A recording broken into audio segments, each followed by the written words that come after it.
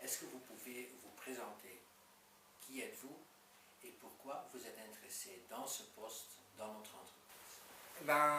Je dirais d'abord que j'ai eu la chance, moi, d'évoluer dans le domaine des RH depuis maintenant un certain nombre d'années, qui est une voie qui m'a toujours beaucoup plu. J'ai fait mes études là-dedans et j'ai eu la chance d'élaborer dans plusieurs industries différentes.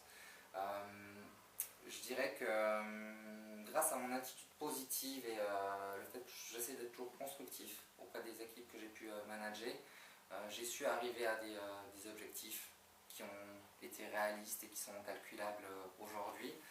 Je pense être une personne diplomate. On dit de moi que je suis quelqu'un qui communique bien au sein des équipes et avec les gens de mon entourage de manière générale. Maintenant, la raison qui fait qu'aujourd'hui je suis présent avec vous, c'est que la Migros, pour moi, est une belle opportunité.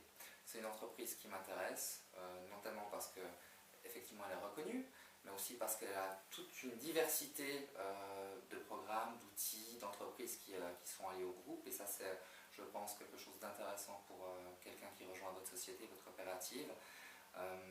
À côté de ça, effectivement, professionnellement, c'est pour moi une superbe opportunité de pouvoir développer mes compétences au niveau du management, qui sont déjà, je crois, intéressantes, mais avoir la chance de développer quelque chose encore sur un niveau supérieur, c'est ce qui me motive vraiment à être là aujourd'hui avec vous.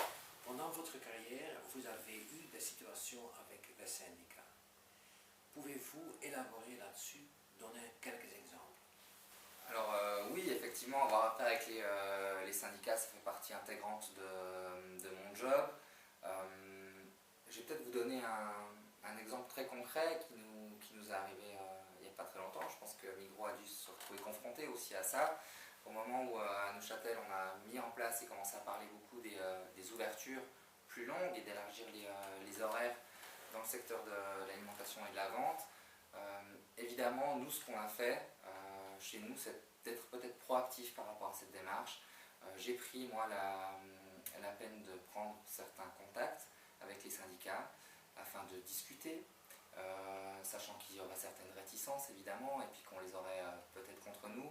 Donc on a fait des réunions, on a discuté ensemble, on a mis en avant aussi quels pouvaient être les différents points qui seraient bénéfiques, alors non seulement pour la population de manière générale, pour que les gens puissent avoir une plus grande liberté pour faire leurs courses, mais également aussi pour les employés, ce que ça pouvait amener, et puis au niveau du marché de l'emploi, ce que ça pouvait amener également, sachant qu'on a prévisionné que ça signifierait la création de nouveaux emplois, qu'avec des ouvertures un peu plus tardives sur le samedi, évidemment, d'une façon ou d'une autre, ça voulait aussi dire peut-être une hausse de salaire pour les employés, ce qui était assez intéressant.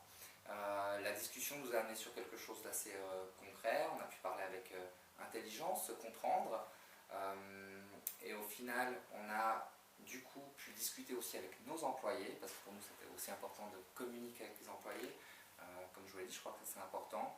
Et ça a été relativement bien accepté, toujours des résistances comme partout, mais en tous les cas c'est passé et plutôt avec le sourire. Dans notre secteur, comme tu sais très bien, c'est très important d'avoir l'exact nombre des employés dans les différents départements, vu le flux des clients, pour être bien balancé avec le nombre des employés à chaque moment. Est-ce que tu étais impliqué là-dessus dans votre entreprise avant, et tu peux me donner quelques exemples de ça? Je pense que la question des flux, c'est une question qui est très très importante et sur laquelle on a à faire tous les jours. Avoir la bonne personne au bon endroit, je crois que c'est ça qui favorise aussi le fait que le chiffre d'affaires soit meilleur. J'ai peut-être un autre exemple par rapport à ça. Il y a une chose qu'on a mis en place, nous, là où on travaille actuellement.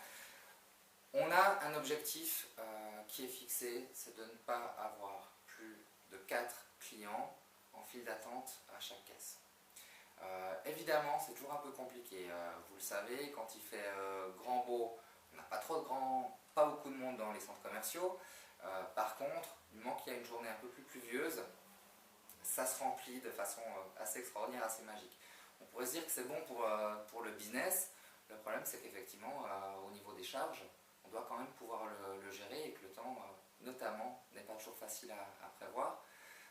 Ce que moi j'ai mis en place, c'est effectivement de pouvoir réfléchir à l'engagement, notamment de personnel auxiliaire, qui nous permet d'avoir un meilleur flux, une meilleure rentabilité, et du coup de rentrer d'une façon plus optimum dans nos coûts. Ce sont des gens qu'on a formés gratuitement, donc on a mis tout en place un système de formation pour qu'ils soient le plus polyvalent possible aussi chez nous, qu'ils puissent travailler tant dans les rayons qu'à la caisse, qu'au niveau du magasinage, c'était important, mais sans contrat fixe évidemment. Ces gens-là attendaient à la maison, ou attendent à la maison qu'on les appelle sur certains moments. Alors c'est beaucoup des femmes au foyer, peut-être des mères pendant les heures où les enfants sont à l'école. Il y a beaucoup d'étudiants aussi universitaires qui ont peut-être un peu plus de temps à donner, venir travailler. Ça fonctionne très bien. Par contre, évidemment, pour mettre ça en place, il y a toute la partie administrative, relations, voire aussi avec le juridique, ce qui est possible au niveau contractuel à pouvoir mettre en place au niveau de notre service RH. Donc ça, c'était une partie importante du travail et ça fonctionne plutôt bien, on en est très content en tous les cas. En tant que responsable de ressources humaines, on se retrouve souvent confronté avec des conflits. Comment gérez-vous ça? Bon, si je comprends bien votre question, je pense que vous voulez parler de mes capacités de médiateur en tant que manager des ressources humaines. Moi, dans tout ce qui est au niveau de la gestion de conflit, j'essaye au maximum d'appliquer une méthodologie que j'ai eu la chance d'apprendre récemment chez Lidl et que j'ai pu mettre en pratique il n'y a encore pas très longtemps. Ça date d'il y a un ou 2 mois peut-être maximum. Je me suis retrouvé face à une problématique où j'avais le responsable du rayon fromagerie qui est venu vers moi, s'adresser à moi en me disant qu'il avait un grand problème avec la logistique et les stocks, qui lui faisait perdre du temps, c'était pas optimum pour sa mise en place et la présentation de ses fromages dans son étal, etc. etc. Donc très plaintif et assez remonté par rapport au stock en disant que la gestion était vraiment très mauvaise. J'avais pas eu forcément d'autres plaintes au niveau des stocks à ce niveau-là. Ce qu'on a fait et ce que j'ai moi principalement fait en suivant donc, cette méthodologie aussi sur laquelle j'ai été formé, c'est simplement de m'intéresser à l'être humain, à me poser la question du comment. On s'est réunis, on a discuté, on a communiqué, ce qui je pense est la base de toute gestion de conflit, c'est de réussir à faire en sorte qu'un parti et l'autre puissent trouver des points d'accord, des points d'accroche, pour qu'ils puissent être le plus à même eux-mêmes ensuite de définir et de trouver des solutions, sans que je doive forcément m'impliquer plus que ça sur un premier temps. Ça a très très bien fonctionné, ils sont arrivés à des résultats au final qui permettent que la logistique puisse continuer à travailler, ils ont même optimisé certaines choses dans leur service interne, et en fromagerie tout se fait dans les temps, il n'y a plus de pertes, donc ça c'est intéressant. Et moi, ils m'ont remercié en tous les cas, les deux encore après, en me disant que c'était agréable d'avoir été écouté et puis qu'on arrive à des solutions tous ensemble. Quels sont vos 3 points forts? À cette question, j'ai envie de répondre. J'ai eu la chance récemment de faire certains tests et j'ai notamment fait le test du 360, je pense que vous connaissez. Ça m'a sorti des points que j'ai trouvé intéressants et pertinents.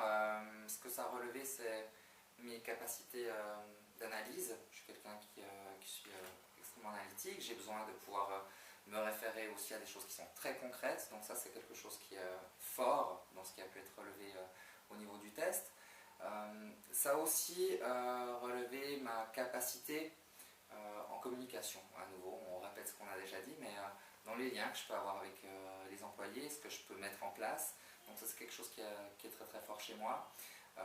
Et puis, il y a encore effectivement toute cette notion au niveau du management. Il faut dire que c'est depuis mon précédent emploi, en définitive, que j'ai la chance de pouvoir mettre en place au niveau du management tout ce qui est lié peut-être au développement de certains talents, à pouvoir coacher certains employés, aller un peu plus loin dans cette notion-là du relationnel et du développement, qui me plaît, en plus de ça énormément, et sur lequel je pense que j'arrive à des résultats intéressants et fonctionnels.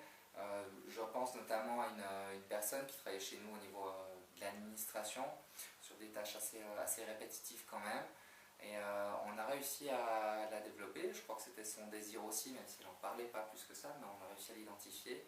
Et gentiment, on a commencé à la mettre au niveau de la gestion des salaires, avec notre responsable des salaires.